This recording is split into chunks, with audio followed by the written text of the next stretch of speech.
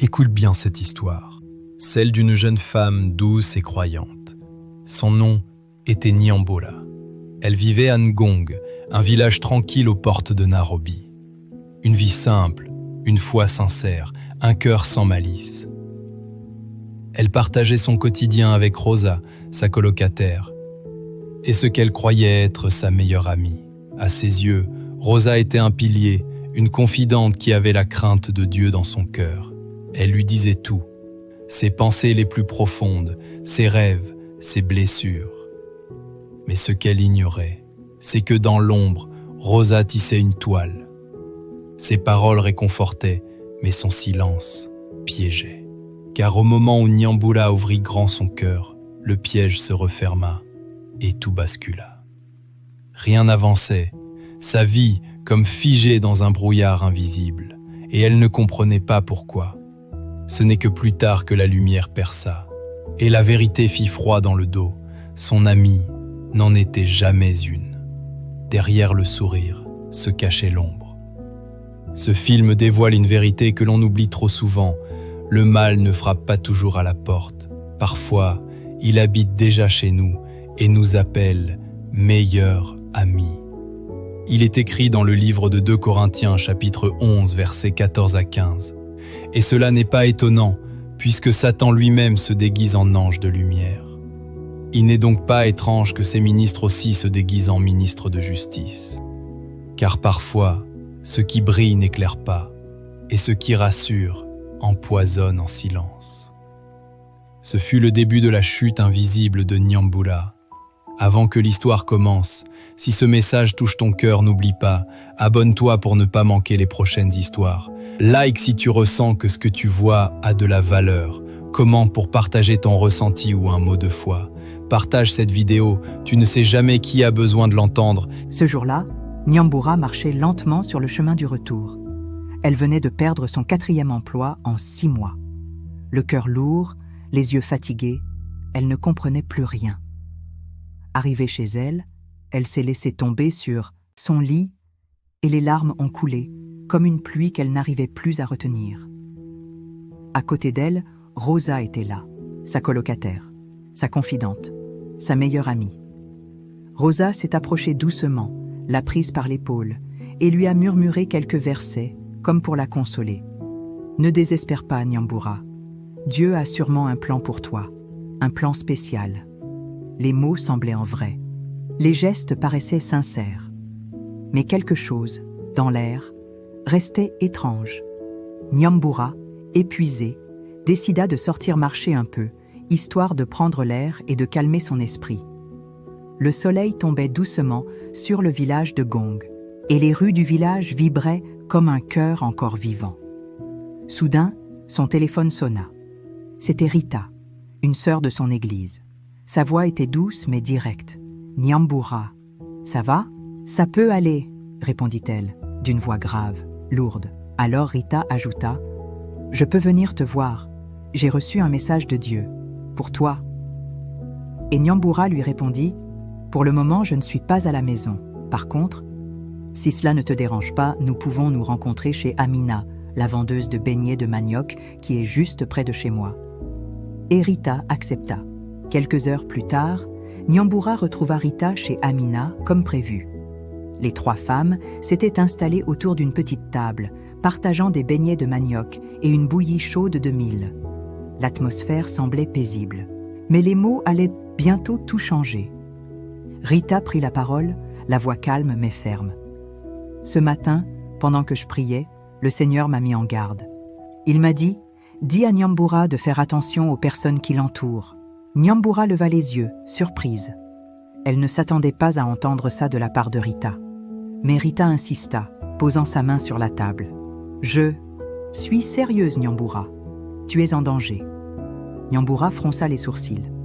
Le ton changea et la tension monta. « Rita, tu sais très bien que la seule amie que j'ai en ce moment, c'est Rosa. Tu dis ça parce que tu es jalouse, avoue-le. Depuis que Rosa est entrée dans ma vie, tu t'es éloignée. Tu vois que je suis bien avec elle, et maintenant tu cherches à nous séparer. » Le silence s'installa quelques secondes. Puis Nyambola ajouta, plus sèche encore, « Tu sais quoi? Moi aussi, j'attends que Dieu me révèle ce soi-disant danger. En attendant, je te demande de quitter ma maison. Rita essaya de la raisonner. Je ne suis pas là pour détruire ton amitié. Je veux juste que tu ouvres les yeux, Nyambura. Fais attention. Mais c'était trop tard. Nyambura, blessé et têtu, campait sur sa position. Rosa a toujours été là pour moi dans les moments les plus durs. Toi, tu n'étais plus là depuis longtemps. Maintenant, je te demande de partir. Le cœur serré, Rita se leva. Les mots étaient devenus inutiles. Avant de partir, elle murmura simplement « Si quelque chose t'arrive dans les jours à venir, ne dis pas que je ne t'avais pas prévenu. » Le lendemain matin, Nyambura et Rosa s'étaient rendus au marigot pour laver les vêtements, comme à leur habitude. L'eau coulait entre les pierres, mais dans l'esprit de Nyambura, les mots de Rita résonnaient encore. Alors, tout en frottant une robe, elle décida d'en parler. « Tu sais ce que Rita m'a dit hier ?» Rosa releva légèrement la tête, un peu surprise. « Rita, la fille de l'église? Celle qui se mêle toujours des affaires des autres? Oui, je vois. Allez, raconte-moi tout, ma chère. » Nyambura lui raconta la scène, les paroles de Rita, sa mise en garde, mais Rosa éclata de rire. Un rire sec, moqueur, presque nerveux. « Et pourquoi elle n'est pas venue me dire ça en face ?» lança-t-elle. Puis, prenant un ton supérieur, elle ajouta « Dis-moi, Nyambura, est-ce que Rita t'a déjà donné de l'argent? Est-ce qu'elle t'a déjà emmené faire du shopping, comme moi je le fais pour toi ?» Nyambura, un peu gêné, baissa les yeux. « Je ne voulais pas lui parler de tout ce que tu fais pour moi. Elle est juste jalouse. Franchement, si je n'avais pas la crainte de Dieu, je l'aurais giflée. » Rosa sourit froidement. « Tu aurais dû. Elle le mérite. Supprime son numéro. Et si elle t'appelle encore, ne décroche plus. Ce genre de fille t'empêche d'évoluer. Elle veut te tirer vers le bas. » Puis, soudainement, Nyambura changea de ton, le visage illuminé. « Au fait, j'ai une bonne nouvelle à t'annoncer. Eric m'a demandé en mariage. Ce week-end, on va rencontrer ses parents. » Rosa resta figée une seconde. Un sourire apparut sur son visage, mais dans son cœur, une autre émotion grandissait. « Oh, félicitations !» répondit-elle, d'une voix douce mais creuse. Un « félicitations », plein d'hypocrisie, car derrière ce sourire, une jalousie silencieuse commençait à bouillonner. Ce soir-là, Nyambura monta dans un car en direction de Nairobi. Elle allait annoncer une grande nouvelle à ses parents. Eric l'avait demandé en mariage. Son cœur était rempli de joie, mais dans l'ombre, quelque chose se préparait. Peine Nyambura partit, Rosa prit un autre chemin. Un chemin que personne ne devait connaître.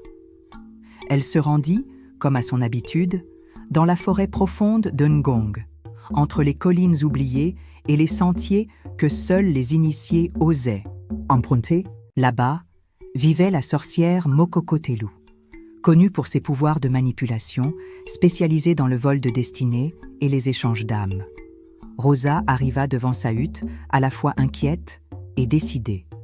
Mokokotelu, sans même « Qu'elle parle !» déclara d'une voix grave.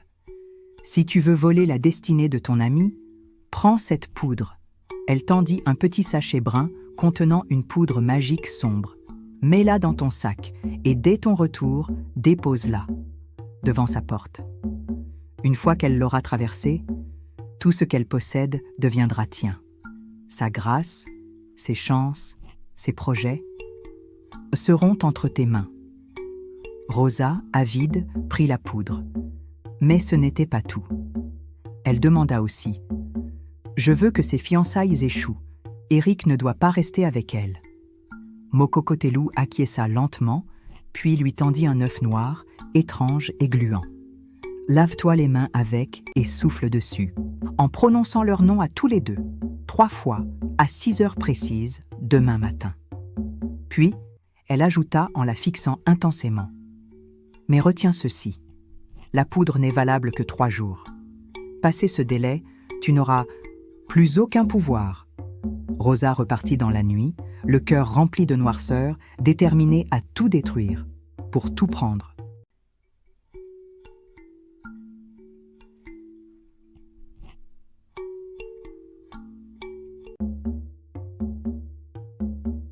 Nyambura était encore dans le bus, en route vers le village. Son cœur battait vite. Elle souriait déjà à l'idée de retrouver Eric. Son téléphone vibra. C'était lui. « Allô, mon amour », lança-t-elle, joyeusement. Mais la voix, au bout du fil, était froide, brève. « Nyambura, je ne veux plus continuer cette relation. » Le temps s'arrêta. Nyambura, choqué, demanda doucement « Mais pourquoi? Qu'est-ce qu'il se passe? On peut en parler, non? J'ai déjà annoncé nos fiançailles à mes parents. » Mais Eric n'ajouta rien. Il resta ferme.